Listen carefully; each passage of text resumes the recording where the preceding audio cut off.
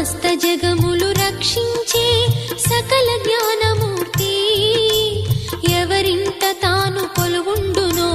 కలుగును వారికి కీర్తి సకల సంపదల మూలము సుమనోహరి లక్ష్మి